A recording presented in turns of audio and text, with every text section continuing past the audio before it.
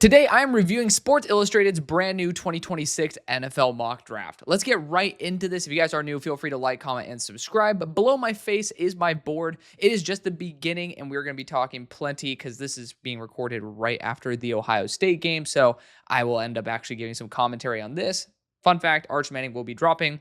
We'll talk about that in a second. But if you want access to my full board, about 300 players, and every single evaluation I've done, also the numerics of it, and the extended versions of all of the positional rankings, go over to the Patreon. The Patreon is going to be able to give you all that good stuff, and it's $5 a month. You guys get to have access to everything that's updated. And then also, I'm going to be doing some really cool stuff over there, including dropping some never seen interviews with college players that some of them are even in the NFL at the moment. But before we actually hop into this, let's get a word from our amazing sponsor of the episode.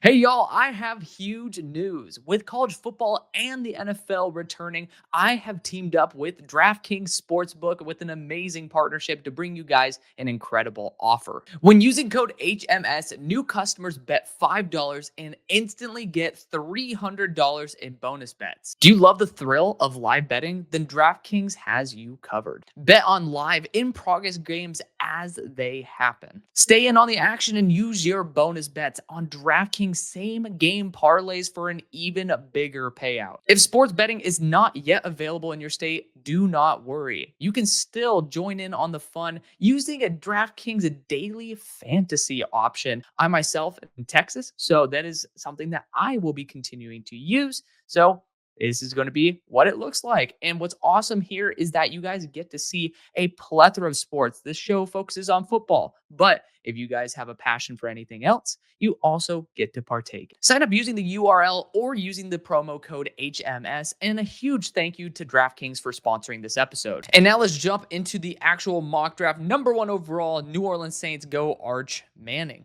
Now, first off, based on how he played today, he had some big moments at some key times, but overall, the full product was really, really bad. And again, it's week 1. You know, it's his first big game versus a team that's not Mississippi State.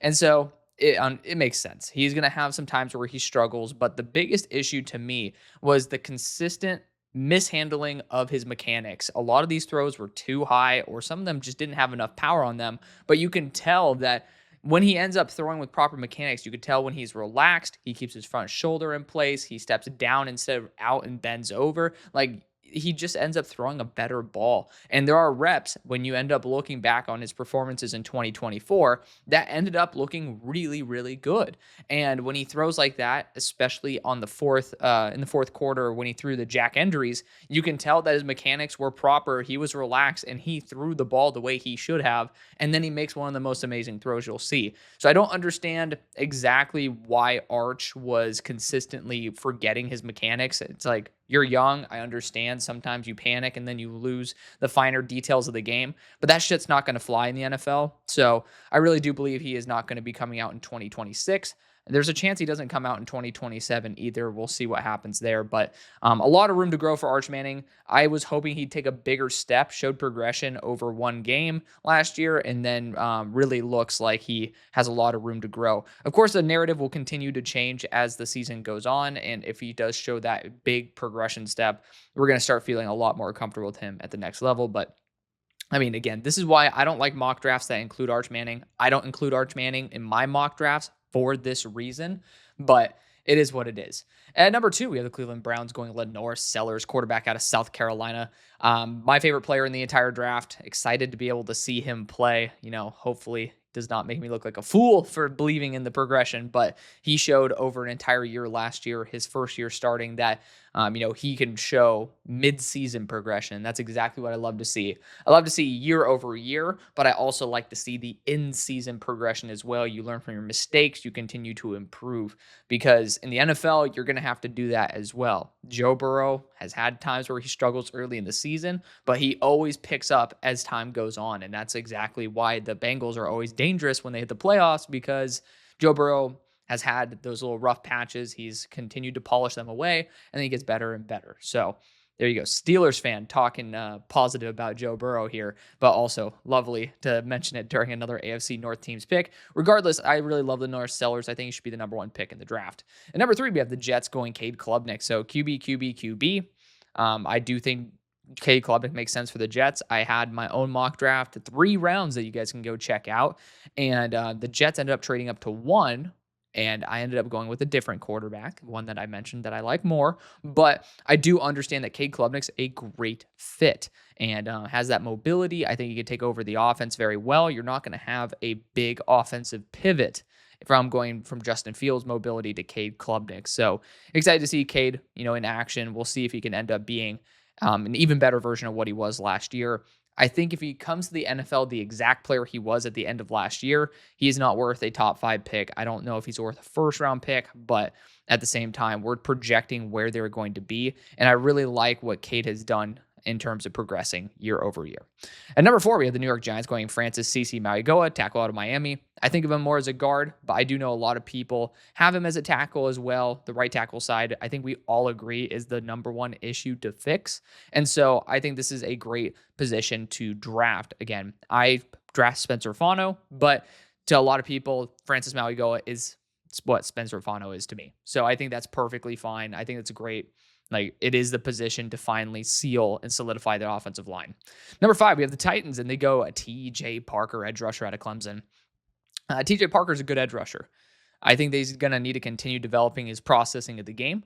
But for the Titans, they do need to have a true edge one. And if TJ can end up getting that, getting the mental part of the game down, it's game over. I mean, he is a really talented player, great build as well at 265 pounds. Definitely somebody, if he can, again, get the finer details, the mental part of the game down, could end up being a true asset as an edge one. At number 6, we have the Carolina Panthers going Caleb Downs, safety out of The Ohio State University. Caleb Downs, best player in the country outside of LaNorris, in my opinion. He's just such a good player. I mean, just so reliable. He's somebody who will be a defensive staple piece for the next 10 to 15 years. At number 6, it's a little high for safety, but sometimes you just have to pay the price to get the level of player. You don't get to see safeties of this caliber out on the market, so I do like that selection. At number 7, we have the Las Vegas Raiders going Peter Woods, defensive interior out of Clemson. I think this is an amazing move. I mean, the Raiders definitely need to continue bolstering their defensive interior. I know another Clemson DI, but Peter Woods has some phenomenal tape, and he can easily continue getting up from number 9. I mean, where he's at right now, he could easily jump up to number 3 with just 3 points, and that would be mainly due to if he can end up being a little bit more consistent as a pass rusher. His high level play is ridiculous, but I do see him sometimes disappear, and I think that is in part due to his endurance. If he can get a little bit more in terms of the endurance in shape, then we could talk about him as high as number 3, number 2, or even potentially trying to challenge for number 1. He is a damn good player. He is not overrated. He is just a really damn good player. At number 8, we have the Miami Dolphins going Caden Proctor, tackle of Alabama. We'll see what happens, but I do believe the Dolphins have tried a lot to fix their tackle issues, and Caden Proctor just doesn't really feel like somebody who, at the raw stage that he's right now, would end up fulfilling said desires. They've gone after tackle multiple years in a row in the second round, so I am a little bit confused as to why they would try to target Caden Proctor here, unless the project is essentially over with Patrick Paul. And even if it is, then Caden Proctor has a lot of room to grow. So this would be a huge progression step. I do not see Caden Proctor coming out in this draft, but if he does start getting a lot of hype, then maybe there's a chance. Number 9, we have the Indianapolis Colts going Garrett Nussmeier, quarterback out of LSU. Smaller frame, under 205 pounds. I do worry about that, especially from the Colts, who are dealing with, their last top 10 pick, dealing with a lot of injuries. So I would say there's certainly a concern there, but a lot of meaning to him wearing the number 18. Has amazing splash plays. I mean, if he ends up working out, it makes a lot of sense. He's a very good quarterback, but I do think the consistency needs to improve. It was his first year starting last year. We'll see him continue to progress, and I hope that he ends up being well worth this selection. Number 10, we have the New England Patriots going Keldrick Falk, defensive lineman out of Auburn. I got to watch him last night versus Baylor, and you guys know me. I'm a big fan of Baylor. I am also no, that sounds different than what I wanted. I am also a secret Auburn fan. I mean, I just love the colors, love the players who go to Auburn, and, Keldrick Falk, not different at all. But when you look at the Patriots edge rushers, the way they've selected them, the way they've kind of acquired and continued to shape their team, not really of the Keldrick Falk build. I would say if you want to go for that style, I'd prefer Ruben Bain, but Keldrick Falk's a damn good player. If you end up going that route, not going to complain. Number 11, the Los Angeles Rams via Atlanta go Jermod McCoy, cornerback out of Tennessee. Health-wise, I just don't think he'll be taken this high, but very good player. I would have went Spencer Fano over him, which we'll talk about in a second, but I do like the fit there for the Rams. Number 12, we got the Browns going Spencer Fano, tackle out of Utah. They're just going after best player available at this point. Like, you could just upgrade at both tackles at this spot. I don't really think there's necessarily like something that would hold you back from upgrading at either side, and the Browns need to continue investing in said offensive line. So good pick there. Spencer Fano, my number 4 player. They also ended up getting LaNorris Sellers earlier. 13, you got the Cowboys going Ruben Bain Jr. I ended up doing this myself. Huge fan of it. I think if Ruben Bain can be a little more healthy, a little more consistent, he can end up being a top 5 pick. I mean, he does have that ceiling to him. Dangerous both on the inside as well as the outside, being able to brush pretty much from anywhere. He is extremely fun to watch, and I'll get to see him in person this year. Super excited for that as well. At 14, we had the Pittsburgh Steelers going Jordan Tyson, wide receiver out of Arizona State. I mean, we do need a true number 2. I don't know why. Again, I know a lot of people are saying, oh, the roles would overlap between DK and GP, but I do think if GP was really trying to push his way out of Pittsburgh, there's nothing that's going to stop that. Jordan Tyson, though, I would absolutely love to have him on my team. He is my number 6 player in the class. At 15, we got the Seattle Seahawks going Anthony Hill Jr., linebacker out of Texas. Did not see him show up in the way that I was necessarily hoping for a first-round pick. There's another linebacker, I think, named Littleton. I believe he's a linebacker. I ended up just catching him out of the corner of my eye a couple of times. He did a fantastic job. Might be a nickelback. I will need to do more research on that, but he caught my eye. And I will say Texas' defense had some really, really good moments. I don't know if Hill is going to be worth a top 15 pick to me right now based on last year's play. Was not necessarily sold on him there. But if Seattle wants to continue upgrading their linebacking core, go for it. I just don't think this is the round for it. 16, we got the Cardinals going Antonio Williams, wide receiver at Clemson. Makes a lot of sense. He's a dynamic player. I could see him as a good Cardinal and good after the catch, good all around, just a really good player. Just needs to fix the drop issues, which I think he should this year. At 17, we got the Bears going Jeremiah Love, running back out of Notre Dame. Old but gold. It's a pick I make myself a ton. I can see him taking the final step this year and being worth that top 20 pick. One of those few players, especially at the running back position, that I completely agree with the consensus that he is worth a potential first round pick. Number 18, we have the Tampa Bay Buccaneers going Avion Terrell, corner out of Clemson. Does not make sense. I'm just going to be real. They drafted 2 in the second and third round last year. I would just say, this is just a little early. The edge rushing room definitely needs more bodies as well. I would say this is very much a luxury pick for a team that has some pretty pressing issues. So I would not do that myself, but good player nonetheless. 19, Chargers go Dennis Sutton, edge rusher out of Penn State. He's playing Nevada right now, so we're not really going to see him against top-tier talent, but Denny definitely has the chance to take that final lunge step that we've been waiting for him to do. Hasn't done it yet, but it's his chance to be a true edge one. And for the Chargers, that would be a huge win if he can do it. At 20, you got the Vikings going Dylan Thieneman, safety out of Oregon. He is unbelievable to me. Again, you see my board below my face. If you want to see more than just that, by all means, go over to the Patreon, and paid members end up getting access to my full board, every single player evaluation I have as well. And then you also have access to all the extended versions of the player ranking videos. So, I'll put a top 20 on here, but I'll have top 33, top 35 over on the Patreon, where you guys get to see a lot of players who are like, why is this guy not on this list? And again, I want to reward the people who actually spend, I like to reward you guys, absolutely, which is why I put a top 20. I could be a dick and put a top 10. And that might even get more views than top 20s. I mean, not that many people really care about past 15 and beyond, but I still want to reward you guys with the amount of work I do to give you a good image and not just be the guy, I'm going to put everything for Patreon. But I also do want to reward those people who are spending the extra time, the extra money, and then just showing that extra level of devotion. So I want to be able to reward both of you guys. I think it's a good balance. But if you guys do like players, you guys like, understanding all my thoughts on them, this is absolutely the right way to go. And I do appreciate every single one of you for the amount of time and energy you put in as it is. Obviously, those people who go that extra step, I love you guys even more. So thank all y'all. But Dylan Thieneman, I love him to death. I mean, number 8 overall on my board. I have him I have a short description as well for every single player. For his, I say unreal IQ. He's reliable, just has some slow acceleration. And sometimes it looks like he's running in quicksand. 21, we got the Texans going Caleb Lamu, tackle out of Utah. You'd have to transfer him over to right tackle, but at the same time, you might even put him at guard. You're just going after a good player, and I think that's the right strategy when it comes to the offensive line. As you continue to figure it out, just throw bodies at the position and then see what sticks. And Caleb Lamu is someone who will stick either at guard or tackle. Regardless, you're going to get someone who I think should be on your team for 10 years. 22, we got the Broncos going Eli Stowers, tight end out of Vanderbilt. I take a slightly different approach and go after Kenyon Sadiq, but I understand it's the same process to get to the end result, just a different person to get there. A lot of people really like Eli Stowers. I think he's a good player, but I also do believe Eli Stowers is undersized, a little bit older, and then I just don't think he's as well-rounded, nor has a higher ceiling than Kenyon Sadiq. I think Sadiq is clearly above, but that is, again, my opinion. I know a lot of people have their own, and that is amazing. It's why you get to watch a lot of different draft content creators, because each one of us is going to have our wins, our losses, and, over time, all I hope is that I learn from my mistakes and learn from my successes and get better and better. That's what I do. That's why I'm completely honest and not going to, put myself in a little ball and be like, oh, I'm afraid to tell you guys what I think. Like, no, I'm willing to have my nuts crushed for Braden Swinson.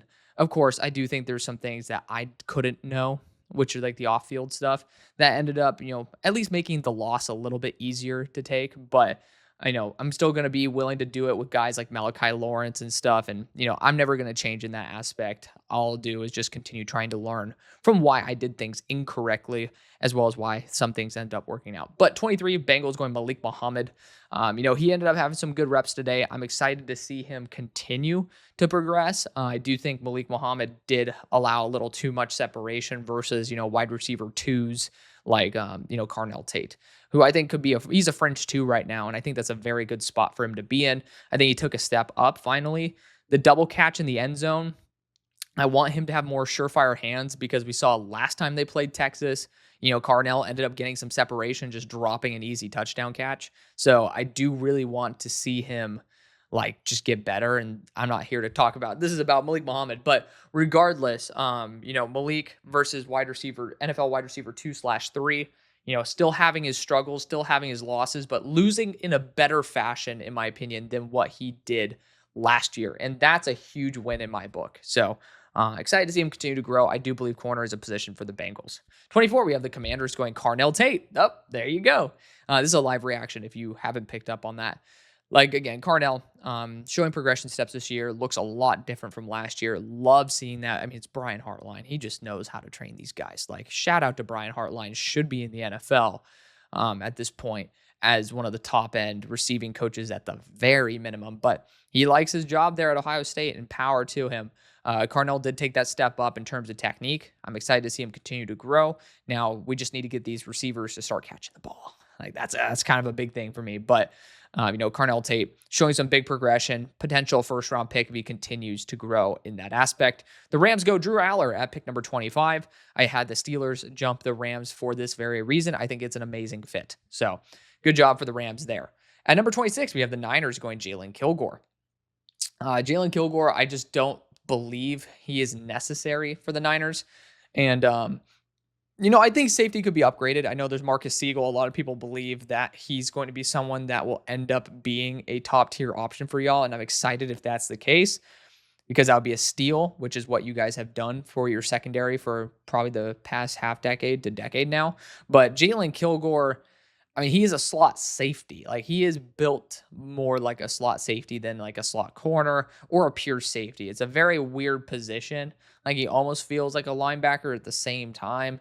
Someone who I just feel very uncomfortable with overall. But, I'm not saying he's a bad player. I'm just saying I'm trying to understand what his role should be. And I just don't see that being part of the 49ers. So I don't really like that personally. 27, we got the Cowboys going Zachariah Branch, wide receiver out of Georgia. If I'm being honest, Zachariah Branch just kind of feels like Kevontae Turpin in terms of the role he would play for the Cowboys. I don't see this being a notable upgrade, and I also didn't really see Zachariah Branch as the quality of player that we thought he would be based on his freshman year tape. At number 28, we have the Detroit Lions going Mateo Uyunglele, edge rusher out of Oregon. I usually do Denis Dennis Sutton for the Lions, and this is exactly up that alley. Same thought process there. Good size, also has good technique. Needs to just work on the consistency, and that's kind of like where the hiccup is with Mateo. But I think it's a good spot for him to go. I don't know about him being a first, but I understand if he ends up being there.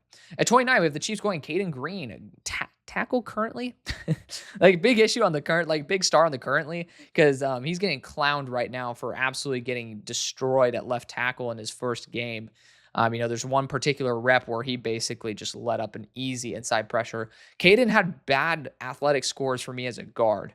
I could not see him as a tackle. They tried to move him there when they ended up having Marcus Bryant, who's a good mover, as well as Armand Membu, who's an amazing mover at tackle. I just don't understand the thought process there. I think they said Caden's our best offensive lineman. Let's just see if we can put that at the blindside tackle spot. And you just can't really do that. Like, I guess that's just bad job on Missouri for, if that is the case, for not like having a pipeline of left tackle. And, Caden Green's a good guard, and I think he'd be a very solid left guard for the Chiefs, very high floor. But I will say we might have to see him kick back to the inside of the offensive line for him to be worth a first-round pick, because right now it's not looking pretty. 30, the Eagles go Christian Miller, defensive interior out of Georgia. I have him as my number 7 player. I think he'd be a ridiculous, and I mean ridiculous replacement for Moro Ojomo, who I think is going to get paid big this year. So Christian Miller, amazing pickup there at 30. Highly doubt he gets there. 31, the Bills go LT Overton, edge out of Bama. I don't think edge is the position to target for the Bills, but if you have LT Overton sitting there, I don't think you can pass on him. Maybe trade away the pick, but sometimes, especially at a position like edge where you just can never have enough quality edge rushers, I would take it. Really, really good player. Super high ceiling. At 32, we had the Ravens going linebacker Deontay Lawson out of Alabama. I just don't think the value is there. I don't think Eric DaCosta would see this as the proper value. They ended up passing Jihad Campbell. So I don't really think that, Jihad was a better player than Deontay, completely different, but apparently Deontay, while rehabbing, got sub 220. He's just in a weird spot right now. I don't feel very comfortable with where he is. Personally, I think the Ravens have a multitude of other options. Tomas Rimac is somebody who I think should be in the consideration. My number 10 player. He is a guard for Virginia Tech. I think he'd be an amazing fit there. I love his game. I was a huge fan of Wyatt Milam. I keep wanting to say Wyatt Teller. Wyatt Milam last year out of West Virginia as the guard long-term for the Ravens. Did not happen. I think this could be almost more funny for him to essentially, or for the Ravens to get, the player next to Wyatt Milam in Tomas Rimac and see how that would end up working out. But that's going to be the video. Thank you again to Richie Bradshaw for being able to give us this content. And then thank you again to DraftKings Sportsbook for being able to support us here on the show. We'll see you later. Peace.